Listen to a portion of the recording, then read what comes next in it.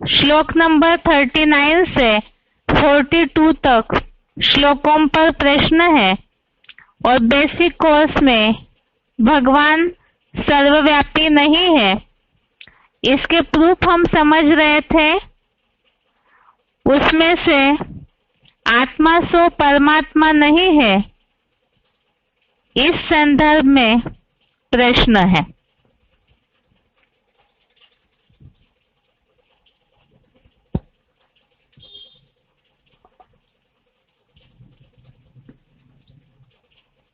Group A का प्रश्न है, निम्नलिखित प्रश्नों के उत्तर शब्दों में बताएं।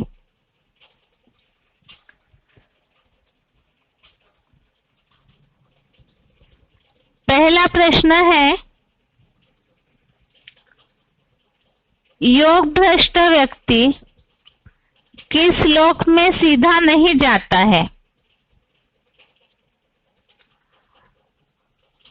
उत्तर है श्लोक नंबर 41, श्लोक नंबर 41 में इस प्रश्न का है, योग भ्रष्ट व्यक्ति किस लोक में सीधा नहीं जाता?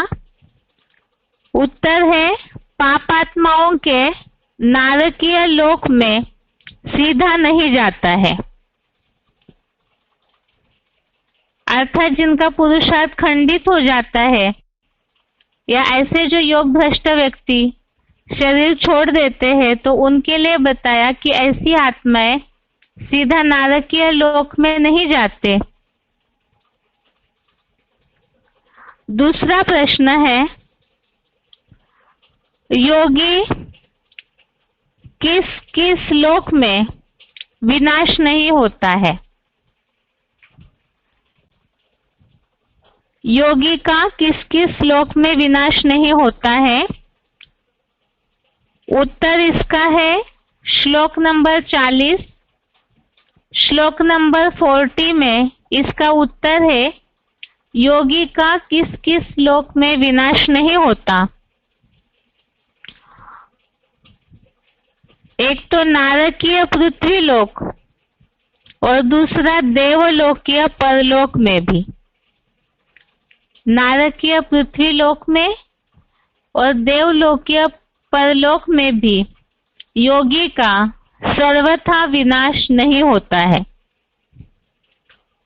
तीसरा प्रश्न है, योग भ्रष्ट व्यक्ति को किस लोक में जन्म मिलना कठिन है?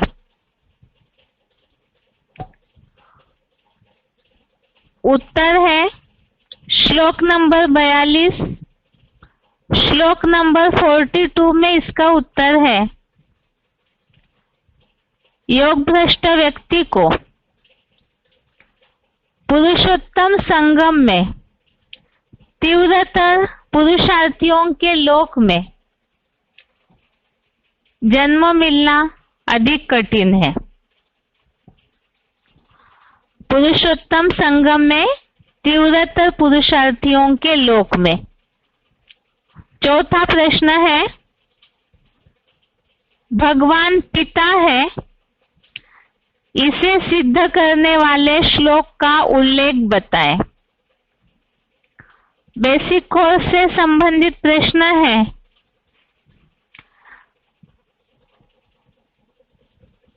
श्लोक नंबर अध्याय 14 का चौथा श्लोक, अध्याय 14 श्लोक नंबर 4, इसमें ऐसा उल्लेख आया है, अहम बीज प्रदप पिता, अर्थात मैं ज्ञान बीज दाता परम पिता हूँ।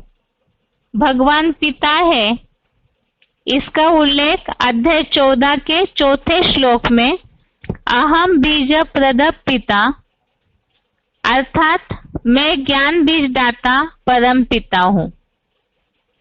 पांचवा प्रश्न है, भगवान की कौन सी संतान दुर्गति में नहीं जाती है? श्लोक नंबर 40, श्लोक नंबर 40, इसमें उत्तर है, आत्म किरण स्वरूप सूर्यवंशी बनी औरस संतान। भगवान की कौन सी संतान दुर्गति में नहीं जाती? इसका उत्तर आत्म किरण स्वरूप सूर्यवंशी बनी औरस संतान।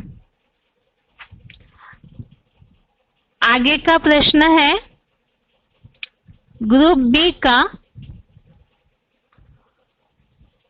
निम्नलिखित प्रश्नों के उत्तर 1-2 वाक्यों में बताएं। पहला प्रश्न है, श्रीमंतों के यहाँ जन्म कौन और क्यों लेते हैं? श्रीमंतों के यहाँ जन्म कौन और क्यों लेते हैं?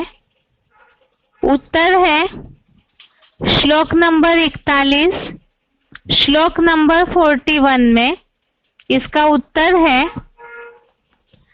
योग भ्रष्ट व्यक्ति पापात्माओं के नारकीय लोक में सीधा नहीं जाता, पुण्यात्माओं के लोकों को यही पाकर अनेक वर्षों तक साधारण समझे गए प्रजावर्ग के सामान्य जीवन में रहकर श्रेष्ठ कुल के एक नारी सदा ब्रह्मचारी गृहस्थियों में पवित्र श्रीमंतों के घर में जन्म लेता है।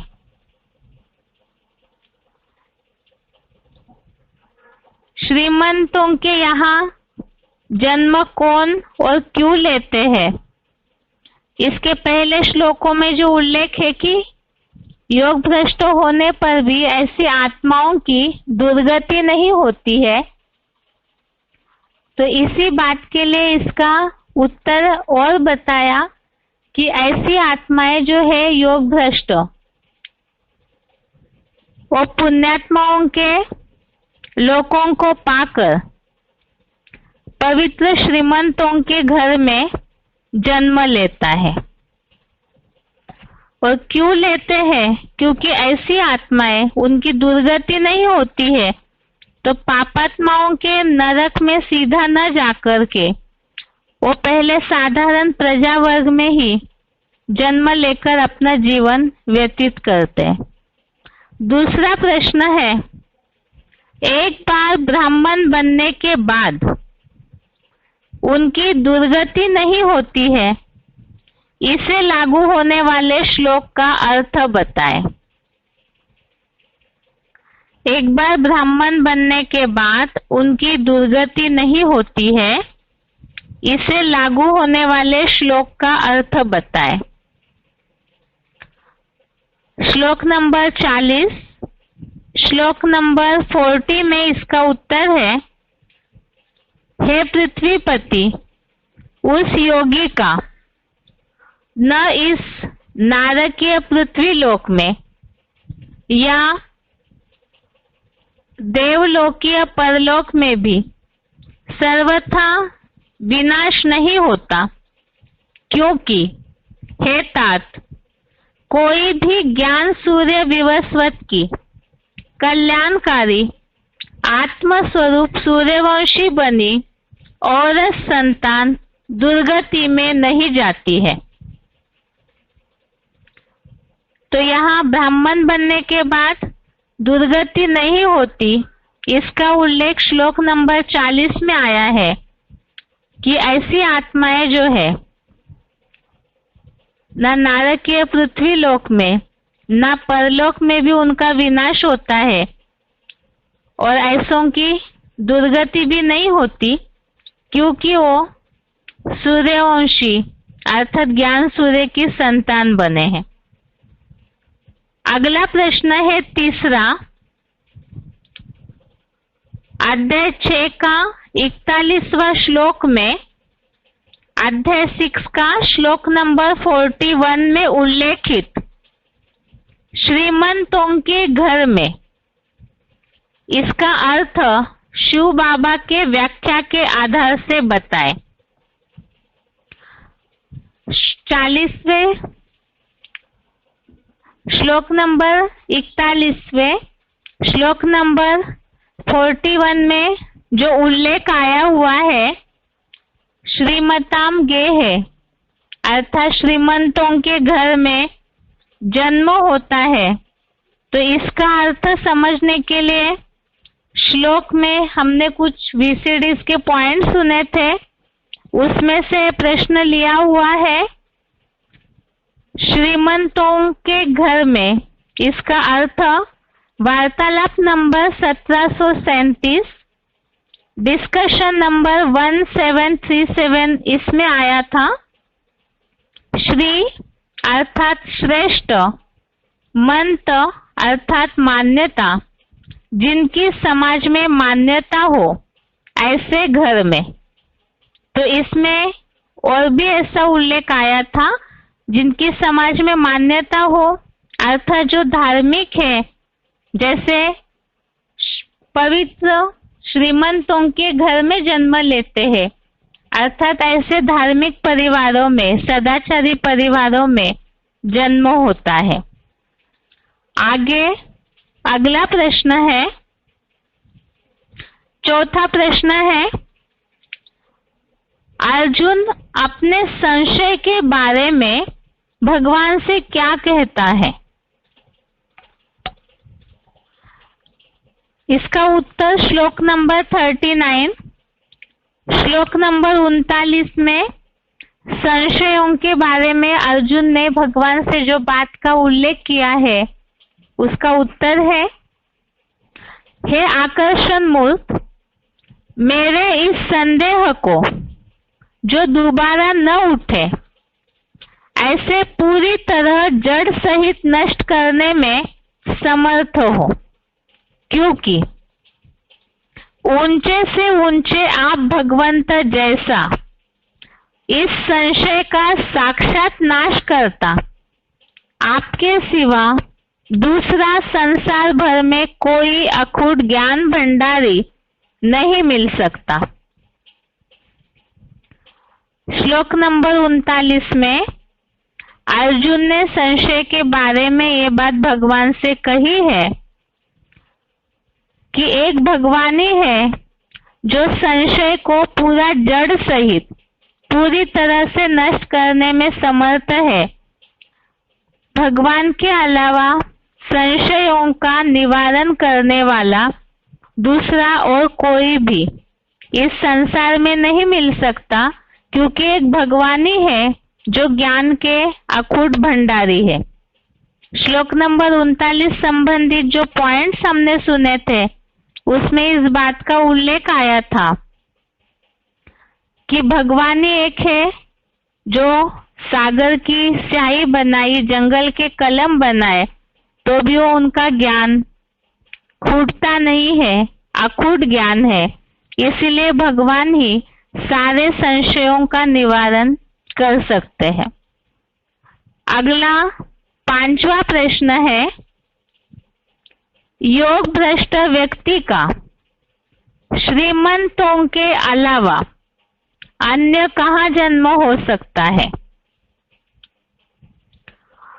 श्लोक नंबर 42, श्लोक नंबर 42 में इसका उल्लेख आया हुआ है, अथवा बुद्धिमान योगियों के लगनशील किंतु संशयालु बने ब्राह्मणों के अधूरे कुल में ही पैदा होता है, किंतु ऐसा साक्षात माहेश्वरी सूर्यवंशियों के परिवार में जो जन्म है, इस पुरुषोत्तम संगम में तीव्रतर पुरुषार्थियों के लोक में अधिक कठिन है।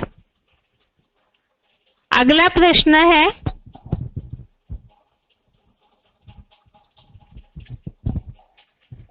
ग्रुप सी के प्रश्न है,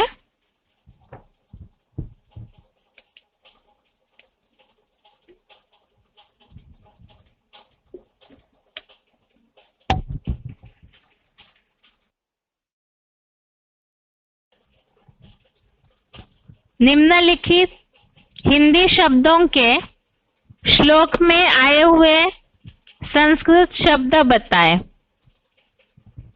पहला है बुद्धिमान। श्लोक नंबर 42, श्लोक नंबर 42 में शब्द आया हुआ है। बुद्धिमान का संस्कृत शब्द है धीमताम। दूसरा शब्द है पुण्यात्माओं के।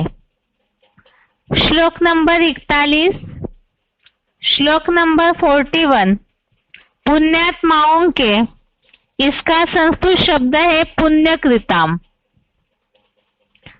तीसरा है पूरी तरह। श्लोक नंबर 39, श्लोक नंबर 39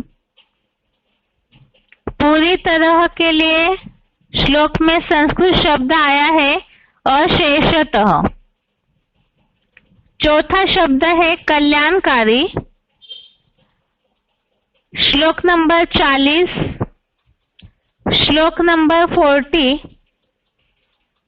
कल्याणकारी के लिए संस्कृत शब्द है कल्याणकृत। पांचवा शब्द है रहकर। श्लोक नंबर 41, श्लोक नंबर 41 रहकर, इसके लिए संस्कृत शब्द है उषित्वा।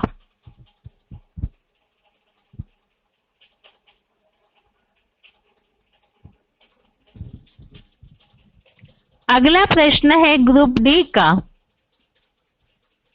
निम्नलिखित संस्कृत शब्दों के हिंदी अर्थ बताएं। पहला शब्द है छेत्तुम। श्लोक नंबर 39, श्लोक नंबर 39 छेत्तुम का हिंदी अर्थ है नष्ट करने में।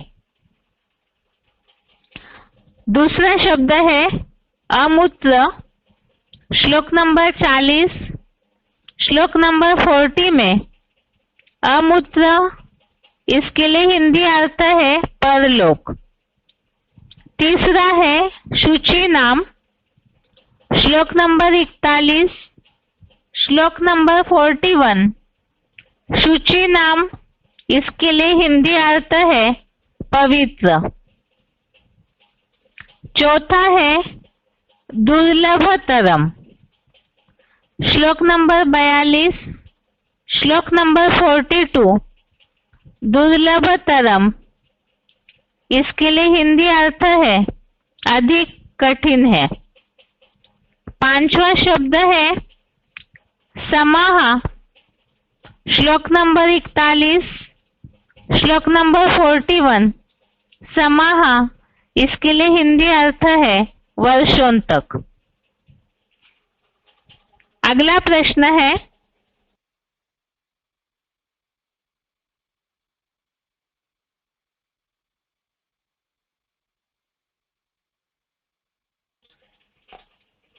ग्रुप ए का।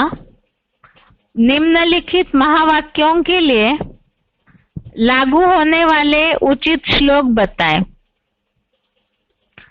पहला है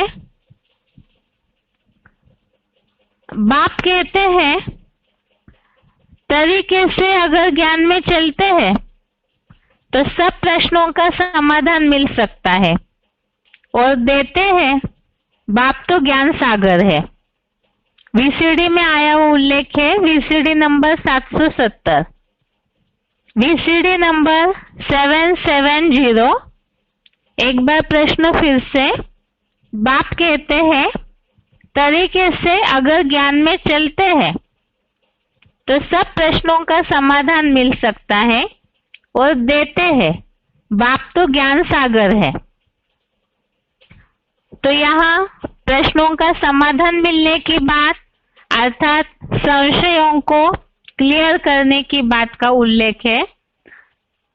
और श्लोकों में बात आई है, श्लोक नंबर 39 में, श्लोक नंबर 39 में उल्लेख आया है कि एक भगवान ही है जो सारे संशयों का समाधान कर सकते हैं। तो ये समझाने के हिसाब से भी अच्छा है कि भगवान साकार में कार्य करते हैं और तभी ही सभी के संशयों का ज्ञान के द्वारा समाधान देते हैं। और भगवान का ज्ञान शास्त्रों में बंधा हुआ नहीं है, अनलिमिटेड है, तो इसीलिए जड़ सहित सारी समस्याओं का समाधान भगवान के द्वारा मिलता है। श्लोक है 39 नंबर का, श्लोक नंबर 39 है। ए तन्मे संशयम कृष्ण छेत्तुमर्हस्य शेषतः त्वदन्यः संशयस्यास्य छेत्ता न ह्युपपद्यते। अर्थात, हे आकर्षण मूर्त, मेरे इस संदेह को जो दोबारा न उठे ऐसे पूरी तरह जड़ सहित नष्ट करने में समर्थ हो, क्योंकि ऊंचे से ऊंचे आप भगवंत जैसा इस संशय का साक्षात नाश करता आपके सिवा दूसरा संसार भर में कोई अखूट ज्ञान भंडारी नहीं मिल सकता। दूसरा प्रश्न है, अव्यक्तवाणी का पॉइंट है। अव्यक्तवाणी तारीख 13 मार्च 69, अव्यक्तवाणी डेट 13 मार्च 1969। पॉइंट है, अच्छी अवस्था वाले हैं, ब्राह्मण कुल में मरते हैं तो उच्च कुल में जाए जन्म लेते हैं, कुछ जलवा दिखाते हैं। पॉइंट फिर से, अच्छी अवस्था वाले हैं, ब्राह्मण कुल में मरते हैं तो उच्च कुल में जाए जन्म लेते हैं, कुछ जलवा दिखाते हैं। श्लोक नंबर 41, श्लोक नंबर 41 में इस बात का उल्लेख आया है कि जो शरीर छोड़ देते हैं तो ऐसी आत्माएं, उनकी दुर्गति नहीं होती, क्योंकि ज्ञान लिया है, पुरुषार्थ किया है। जो उल्लेख आया ब्राह्मण कुल में मरते हैं, तो पुरुषार्थी जीवन में अगर ऐसे होता है तो ऐसों की दुर्गति नहीं होगी, क्योंकि ज्ञान लिया है तो जाकर के उच्च कुल में जन्म लेते हैं। श्लोक में उल्लेख आया है पवित्र श्रीमंतों के घर में जन्म लेते हैं। श्लोक नंबर 41, श्लोक नंबर 41 है, प्राप्य पुण्य कृताम लोकान उषित्वा शाश्वती समाः शुचि नाम श्रीमताम गेहे योग भ्रष्टोभिजायते। अर्थात, योग भ्रष्ट व्यक्ति पापात्माओं के नारकीय लोक में सीधा नहीं जाता, पुण्यात्माओं के लोकों को यही पाकर अनेक वर्षों तक साधारण समझे गए प्रजावर्ग के सामान्य जीवन में रहकर श्रेष्ठ कुल के एक नारी सदा ब्रह्मचारी गृहस्थियों में पवित्र श्रीमंतों के घर में जन्म लेता है। जहाँ उल्लेख आया है श्लोक में पवित्र श्रीमंतों के घर में, और पॉइंट में उल्लेख आया है उच्च कुल में जाए जन्म लेते हैं। अगला तीसरा प्रश्न है, VCD number 1367, VCD number 1367। Point है, बाप भी कहते हैं एक बार ज्ञान सुना है तो माया कितना भी भुलावे, एक बार बाप के सन्मुख आकर ज्ञान सुना तो क्या बात पक्की हो जाती है। ऐसे बच्चे स्वर्ग में जरूर आवेंगे, बाकी पद नहीं पा सकेंगे। प्रश्न फिर से, VCD नंबर 1367 का वाक्य है, बाप भी कहते हैं एक बार ज्ञान सुना है तो माया कितना भी भुलावे, एक बार बाप के सन्मुख आकर ज्ञान सुना तो क्या बात पक्की हो जाती है? ऐसे बच्चे स्वर्ग में जरूर आवेंगे। तो एक बार ब्राह्मण बने, ज्ञान सुन लिया, तो ऐसी आत्माओं की दुर्गति नहीं होती है।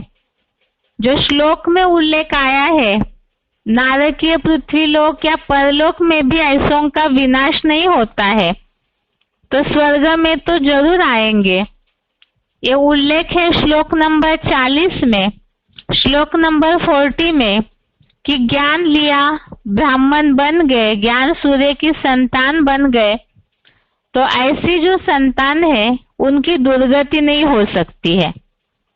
अर्जुन के प्रश्न पर भगवान ने जो उत्तर दिया है वो श्लोक नंबर 40, श्लोक नंबर 40 में इसका उत्तर है।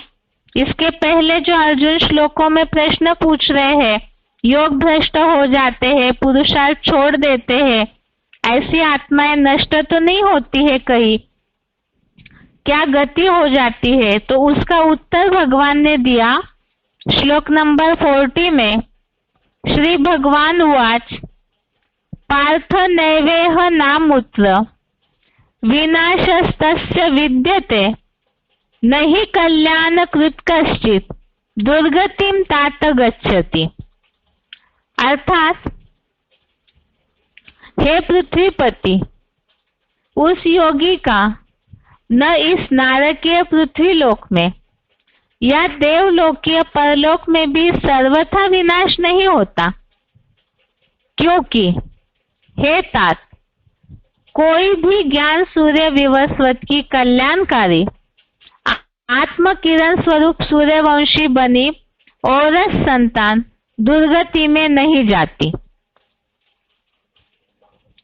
आगे है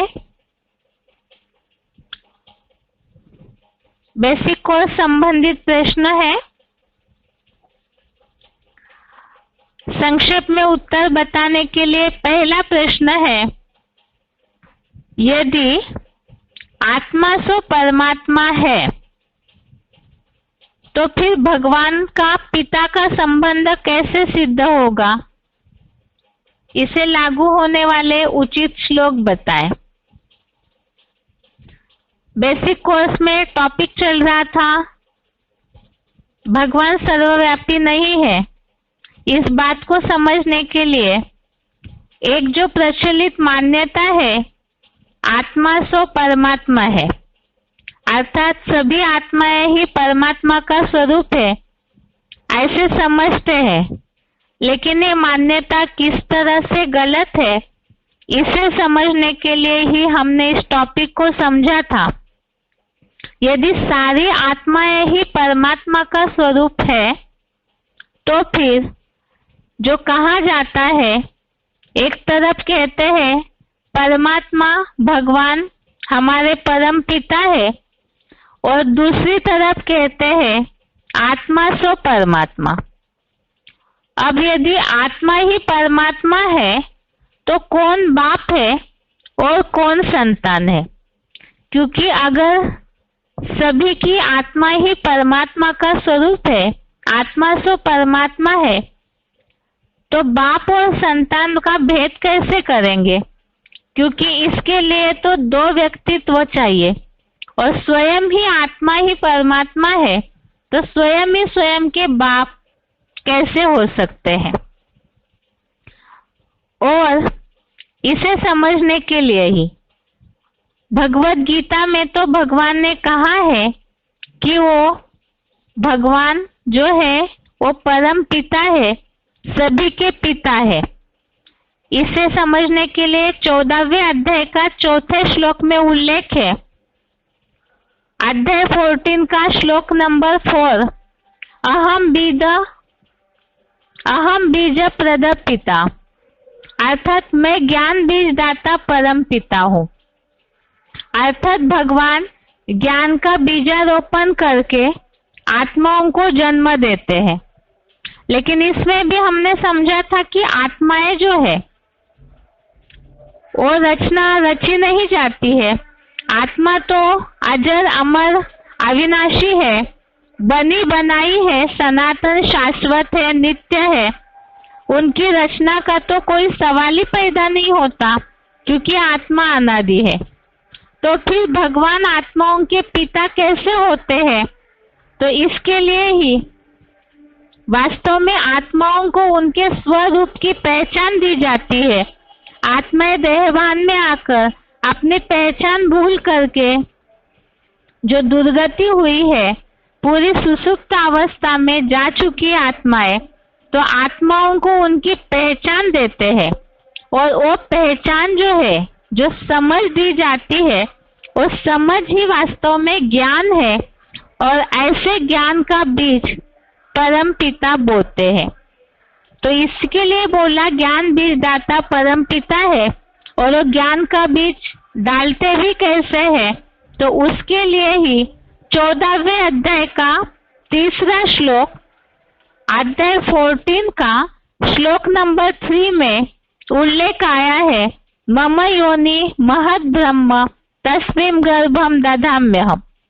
अर्थात जो महत ब्रह्म है, उनके द्वारा ज्ञान का गर्भ डालते हैं और उसके बाद इस सारे प्राणियों की उत्पत्ति होती है। अर्थात उस महत ब्रह्म के द्वारा इस सारे प्राणियों की उत्पत्ति होना, अर्थात सभी को, आत्माओं को अपने ज्ञान की समझ, स्वरूप की पहचान मिल जाती है। और इस तरह परम पिता सभी आत्माओं के ज्ञान बीज दाता है, इसीलिए ही परम पिता है। उसके आगे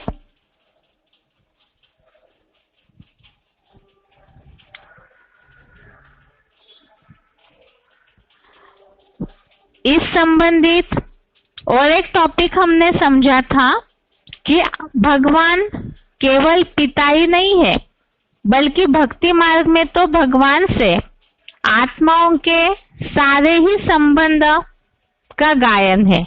जैसे कि गाया जाता है, त्वमेव माता च पिता त्वमेव, त्वमेव बंधु च सखा त्वमेव। अर्थात भगवान सारे संबंधों से ही आत्माओं के रिश्ता संबंधी है। अब यदि आत्मा सो परमात्मा है, तो संबंध जोड़ने के लिए तो दो व्यक्तियों की, दो पर्सनालिटी की आवश्यकता है। और भगवान जहाँ सारे संबंधी है आत्माओं के, तो जरूर कोई अलग व्यक्तित्व होना चाहिए। यदि आत्मा सो परमात्मा है, तो स्वयं ही स्वयं से सारे संबंध कैसे जोड़ सकते हैं?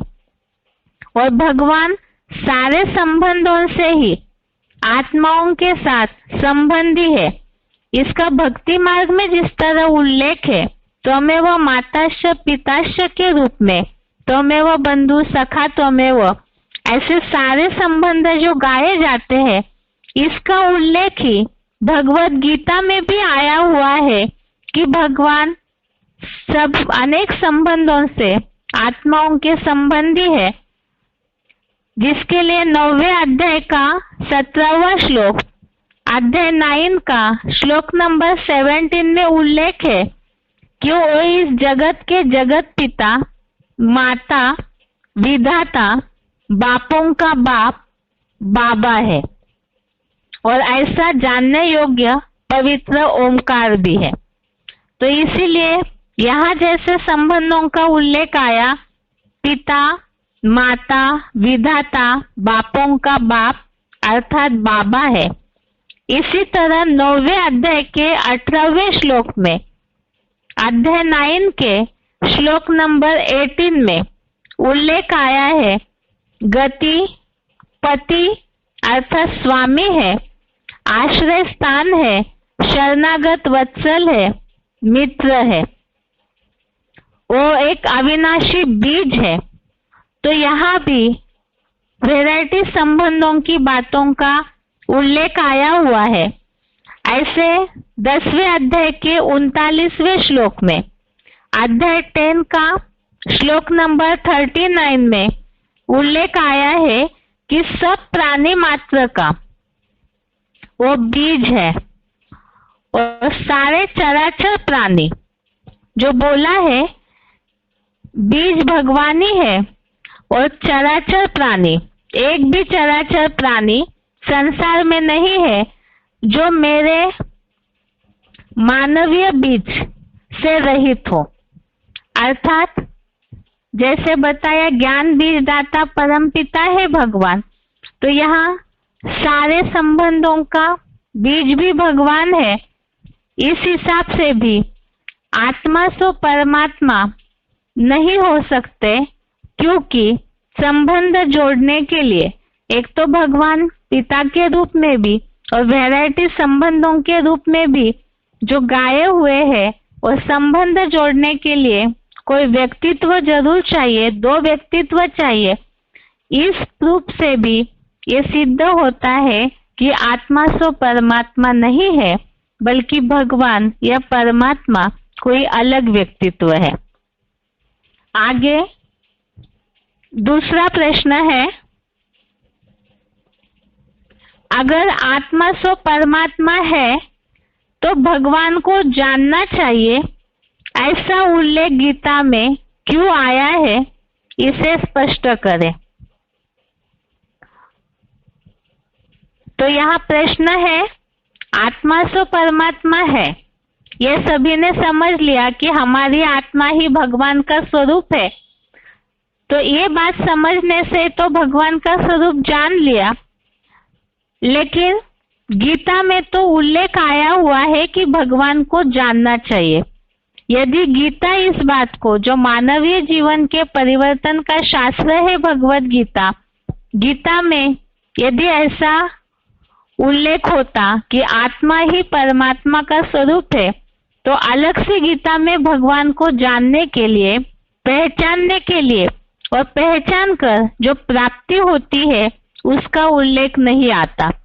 तो भगवान को जानने के बारे में जो उल्लेख आया हुआ है, इसी से ये बात सिद्ध होती है कि भगवान कोई अलग पर्सनालिटी या व्यक्तित्व है। और उससे संबंधित श्लोक है 7वें अध्याय का 26वां श्लोक, अध्याय 7 का श्लोक नंबर 26। इसमें उल्लेख है, केवल भावार्थ का सार पढ़ेंगे। मैं संपूर्ण भूतकालीन, वर्तमान व भविष्यगत प्राणियों को जानता हूँ, किंतु मुझको कोई नहीं जानता। अर्थात भगवान त्रिकालदर्शी है, तो सभी को, प्राणियों को जानते हैं, तीनों लोकों को, तीनों कालों को जानते हैं, लेकिन भगवान को कोई नहीं जानता है। 9वें अध्याय का 11वां श्लोक, अध्याय 9 का श्लोक नंबर 11, इसमें उल्लेख आया है, मूर्ख लोग आदम, अर्जुन के साधारण मानवीय और मुकर्रर शरीर का आधार लेने वाले मुझ प्राणियों के महेश्वर की अवज्ञा करते हैं, मेरे श्रेष्ठतम परमात्मा भाव को भी पूरी तरह नहीं जानते हैं। तो इसमें भी उल्लेख आया है कि भगवान को, जो मूर्ख लोग हैं, कम बुद्धि वाले हैं, कलयुग अंत में तो सभी तामसी बन जाते हैं, तो ऐसी आत्माएं परमात्मा को जानते नहीं है, परमात्मा भाव को जानते नहीं है। और 7वें अध्याय का 3रा श्लोक, अध्याय 7 का श्लोक नंबर 3 में उल्लेख आया है, हजारों मनुष्य आत्माओं में कोई एक सिद्धि के लिए यत्न करता है, यत्न करता सिद्धों में भी मुझको कोई यथार्थ रीति जानता है। तो इसमें भी उल्लेख आया है कि बहुत ऐसे हजारों लोग हैं, उनमें से कोई ही भगवान को पाने के लिए यत्न अर्थात प्रयत्न करते हैं, पुरुषार्थ करते हैं, और उनमें से भी कोई ही यथार्थ रीति जान पाते हैं। यदि भगवान सर्वव्यापी है और उससे जुड़ी हुई यह मान्यता आत्मा सो परमात्मा है, यदि बात सही होती तो फिर गीता में जो उल्लेख आया है कि कोई ही मुझे यथार्थ रीति जानते हैं, तो ऐसा उल्लेख न आया होता।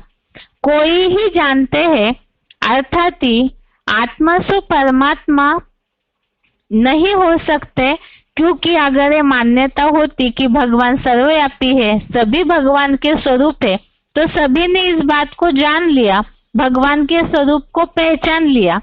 लेकिन ऐसे है नहीं, आत्मा सो परमात्मा है नहीं। इसीलिए ही भगवान ने इस बात का उल्लेख किया है भगवत गीता में कि कोई कोई ही यथार्थ रीति भगवान को जान पाते हैं।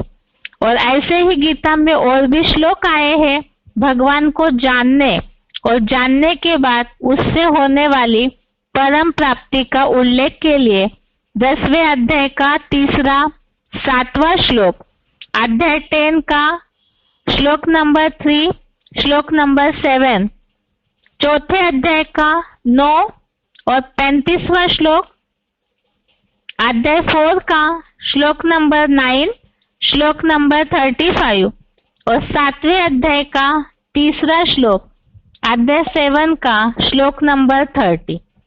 और इन सब बातों से ही ये जो श्लोकों में भगवान को जानने का उल्लेख आया है, इससे ही सिद्ध होता है भगवान कोई एक व्यक्तित्व, एक पर्सनालिटी है जिनको जाना जाता है, अर्थात सभी आत्माएं परमात्मा का स्वरूप नहीं है।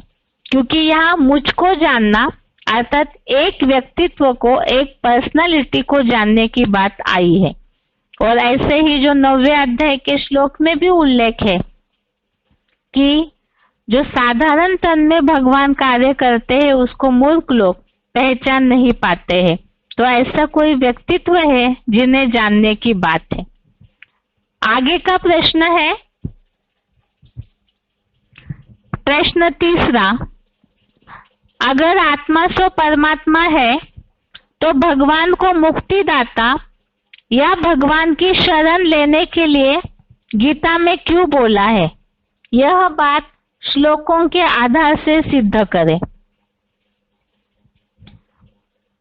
इसका उत्तर है भगवान को मुक्तिदाता, लिबरेटर कहते हैं, परंतु यदि आत्मा ही परमात्मा है तो कौन किसकी शरण में जाएगा और कौन किसको छुड़ाएगा?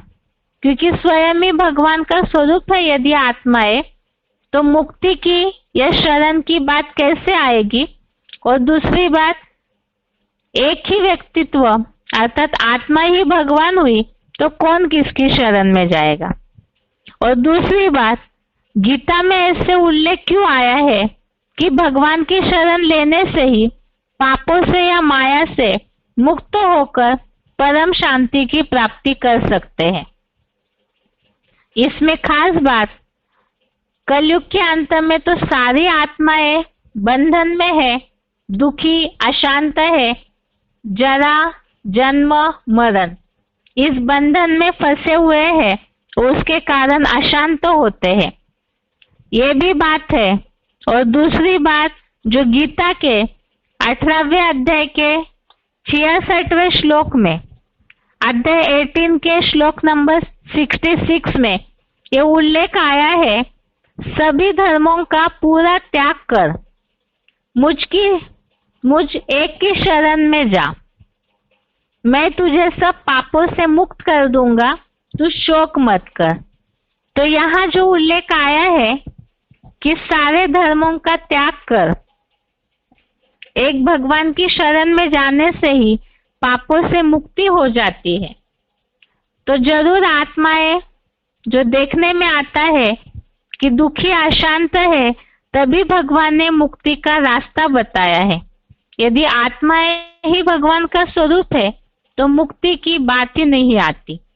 ऐसे ही 7वें अध्याय का 14वां श्लोक, अध्याय 7 का श्लोक नंबर 14 में जो उल्लेख आया है, निश्चय ही यह मेरे त्रिगुणमयी दैवी माया को पार करना कठिन है, जो मेरी ही शरण लेते हैं वे इस माया को पार कर जाते हैं। और 18वें अध्याय के 62 श्लोक नंबर 62 में, अध्याय 18 के 62 नंबर श्लोक में उल्लेख आया है, उसको ही जानकर पूर्ण भाव से शरण में चला जा। उसकी प्रसन्नता से परम श्रेष्ठ शांति और चिरकालीन परम पद को प्राप्त करेगा। तो यहाँ प्राप्ति की भी बात आई कि भगवान की शरण में जाने से दुख अशांति से मुक्ति और परम पद की प्राप्ति हो जाती है। तो इन सब उल्लेखों से ये बात सिद्ध होती है कि शरण में जाने के लिए कोई व्यक्तित्व है, भगवान पर्सनालिटी है जिनकी शरण में जाना है, और आत्मा है तो परमात्मा का स्वरूप होती तो उनमें दुख अशांति की तो बात ही नहीं आनी चाहिए, जिसे हमने पहले भी प्रूफ के साथ समझा है। भगवान जो कि गुणों के सागर है, शांति के सागर है, तो आत्माएं दुखी अशांत नहीं होती। और इन सब बातों से ही ये सिद्ध होता है कि आत्मा सो परमात्मा नहीं है। ये है श्लोक टेस्ट नंबर 55 के प्रश्नों के उत्तर। इसके साथ ही आज के लिए गीता क्लास यहाँ पूरा होता है। ओम शांति।